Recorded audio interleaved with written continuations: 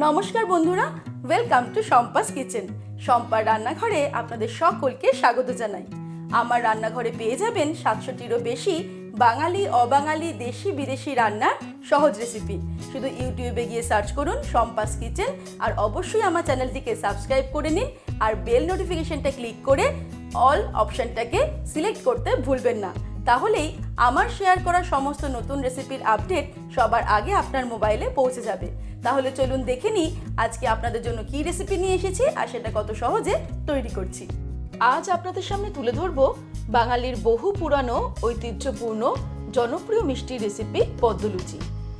বহুদিন ধরেই বাঙালির উৎসবে, পূজা পার্বণের দিনে এই পদ্মলুচি খাদ্যরসিক বাঙালির মনে জায়গা করে রেখেছে, যা কালের গতিতে আজ প্রায় হারিয়ে যেতে বসেছে। চলুন তাহলে দেখে নিই কি করে পদ্মলুচি তৈরি করব। সবার প্রথমে একটা বোল নিয়ে নিয়েছি, এর মধ্যে নিয়ে নেব ময়দা। আমি 2 কাপ পরিমাণে ময়দা এর মধ্যে নিয়ে নিলাম। ময়দার মধ্যে দিয়ে দেব 1/2 টিস্পুন পরিমাণে নুন, 1/2 টিস্পুন বেকিং সোডা, দিয়ে দিচ্ছি 1 টেবিলস্পুন পরিমাণে চিনি, আর ফাইনালি এর মধ্যে দিয়ে দিচ্ছি রিফাইন্ড অয়েল। আমি 2 টেবিলস্পুন পরিমাণে রিফাইন্ড অয়েল দিয়ে দিলাম। এবারে নুন, চিনি, বেকিং সোডা আর তেল ভালো করে ময়দার সঙ্গে মাখিয়ে নেব। সবকিছুকে ময়দার সঙ্গে ভালো করে মাখিয়ে নিলাম। ময়দাটার ময়মটা কেমন হলো তা দেখার জন্য এইভাবে আমরা ময়দাটাকে মুঠো করব। এই দেখুন, এটা মুঠো হয়ে যাচ্ছে, তার মানে ময়দাটা খুব ভালো মতো ময়ম হয়েছে। এবারে অল্প অল্প জল অ্যাড করে আমি ময়দাটাকে মেখে নেব।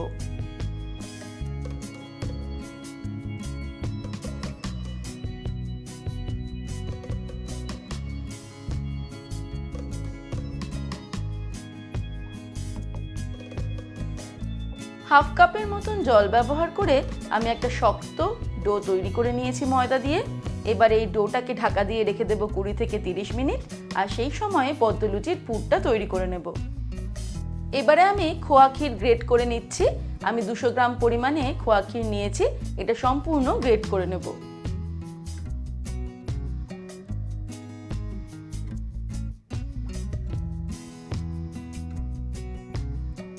তারপর একটা প্যান গরম করে এর মধ্যে দিয়ে দিচ্ছি 1 টেবিলস্পুন পরিমাণে ঘি। ঘিটাকে সম্পূর্ণ মেল্ট হতে দেব। তারপর এর মধ্যে দিয়ে দিচ্ছি গ্রেট করা খোয়া ক্ষীর। খোয়া ক্ষীর বা মাওয়ার সঙ্গে দিয়ে দিচ্ছি 1/2 কাপ পরিমাণে চিনির গুঁড়ো। এবারে মিডিয়াম টু লো ফ্লেমে এটাকে আমি নাড়তে নাড়তে রান্না করব।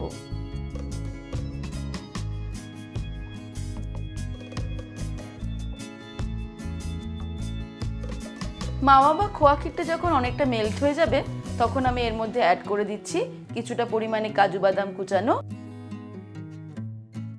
আর কিছুটা পরিমাণে কিশমিশ কুচানো, আর দিয়ে দিচ্ছি এলাচের গুঁড়ো 1/2 টিস্পুন। তারপর আবারও মিডিয়াম টু লো ফ্লেমে এটাকে নাড়তে নাড়তে রান্না করব।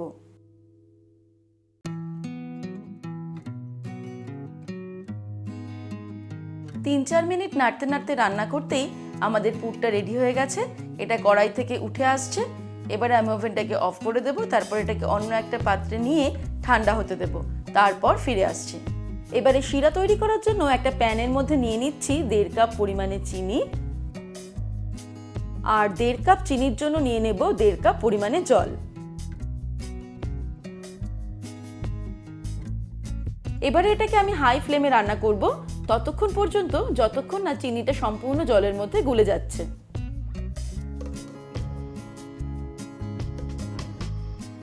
এই দেখুন, চিনিটা সম্পূর্ণ জলের মধ্যে গুলে গেছে।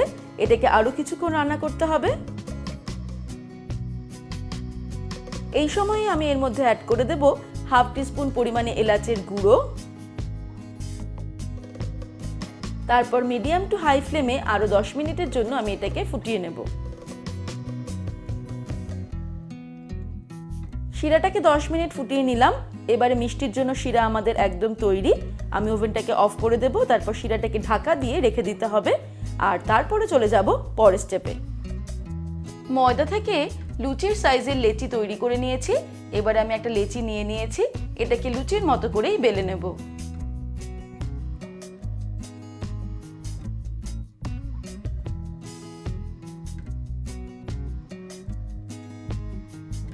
এবারে এই লুচিটা সরিয়ে রেখে আর একটা লুচি আমাদের বেলতে হবে, কারণ একটা পদ্ম লুচির জন্য দুটো করে লুচি লাগবে। আর একটা লেচি নিয়ে আমি দ্বিতীয় লুচিটাও বেলে নিচ্ছি। এই লুচি বেলার জন্য কিন্তু কোনো রকম তেল বা শুকনো ময়দা আমি ব্যবহার করছি না। আসলে ময়দাটাতে এত সুন্দর ভালো ময়ম দেওয়া হয়েছিল যে তেল বা শুকনো ময়দা কোনোটাই প্রয়োজন পড়বে না। দ্বিতীয় লুচিটাও আমার বেলা হয়ে গেল। এবারে এই লুচির ঠিক মাঝখানে আমি বেশ কিছুটা পরিমাণে পুর দিয়ে দেব।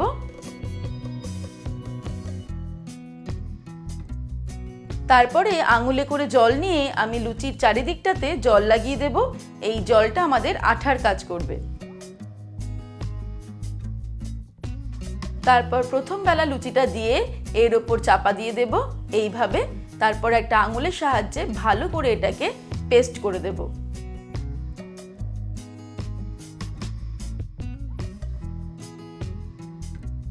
এইভাবে হাত দিয়ে ভালো করে চেপে চেপে আটকে দেওয়ার পর আমি পদ্মলুচির সাইডটা মুড়ে দেব আর পদ্মলুচির শেপটা তৈরি করে নেব।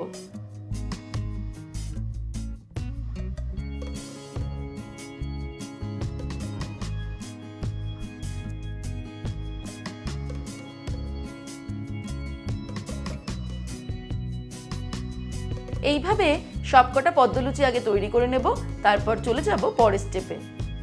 এবারে আমি বেশ কিছুটা পরিমাণে রিফাইন্ড অয়েল প্যানের মধ্যে গরম করে নেব। তেলটা মাঝামাঝি গরম হলেই এর মধ্যে পদ্মলুচিগুলো ছেড়ে দিলাম। মিডিয়াম টু লো ফ্লেমে রেখেই পদ্মলুচিগুলো ফ্রাই করতে হবে, না হলে ভেতরটা কাঁচা থেকে যাওয়ার সম্ভাবনা থাকতে পারে। 2 মিনিট হয়ে গেলে পদ্মলুচিগুলোকে উল্টে দিচ্ছি। এইভাবে 1.5-2 মিনিট অন্তর অন্তর উল্টে পাল্টে ভালো করে পদ্মলুচিগুলো খাস্তা করে ভেজে নিতে হবে। এইভাবে উল্টে পাল্টে ভালো করে পদ্মলুচিগুলোকে গোল্ডেন ব্রাউন করে ফ্রাই করে নিয়েছি। তারপর এগুলোকে তেল থেকে ছেঁকে তুলে নেব। তারপরে ভেজে নেওয়া পদ্মলুচিগুলো উষ্ণ গরম রসের মধ্যে ডুবিয়ে দেব। তারপরে পদ্মলুচিগুলোকে রসের মধ্যে ডুবিয়ে রাখবো 20 থেকে 30 মিনিট। তারপর রস থেকে তুলে সার্ভ করব। চলুন আরেক রকমের পদ্মলুচি তৈরি করা আমরা দেখে নিই। একইভাবে একটা লুচি বেলে তার উপরে পুর দিয়ে আরেকটা লুচি আমি চাপা দিয়ে দিচ্ছি।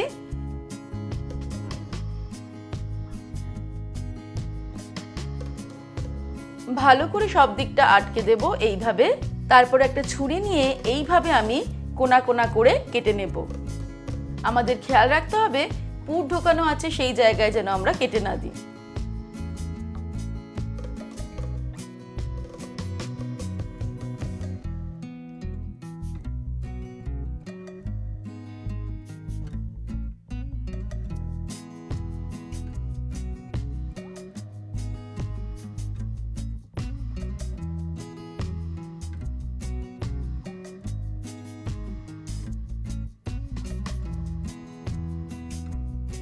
তৈরি হয়ে গেল আমাদের আরেক রকমের পদ্মলুচি। এবার এটাকে আমরা তেলে একইভাবে ফ্রাই করে নেব। এইভাবে তৈরি করা পদ্মলুচিগুলো আমাদের ফ্রাই করা হয়ে গেল। এবার এগুলোকে আমরা শুকনোও সার্ভ করতে পারি, আবার রসে ডুবিয়েও সার্ভ করতে পারি। তৈরি হয়ে গেল খুব সহজে বাঙালির ঐতিহ্যপূর্ণ বহু পুরানো জনপ্রিয় মিষ্টি পদ্মলুচি। আগামী দিনের উৎসবে বা পূজা পার্বণে আপনারা এই রেসিপিটা বাড়িতে ট্রাই করে দেখতে পারেন। আশা করি পরিবারের সকলেরই খুব ভালো লাগবে। তাহলে দর্শক বন্ধুরা, আজকের এই রেসিপি আপনাদের কেমন লাগলো আমাকে ভিডিওর নিচে কমেন্ট সেকশনে কমেন্ট করে জানাবেন। ভালো লাগলে লাইক করার অনুরোধ রইল, আর বন্ধুদের সঙ্গে কিন্তু অবশ্যই শেয়ার করুন। ভালো থাকবেন, সুস্থ থাকবেন। আমি আবার হাজির হব নতুন নতুন রেসিপির সঙ্গে। নমস্কার।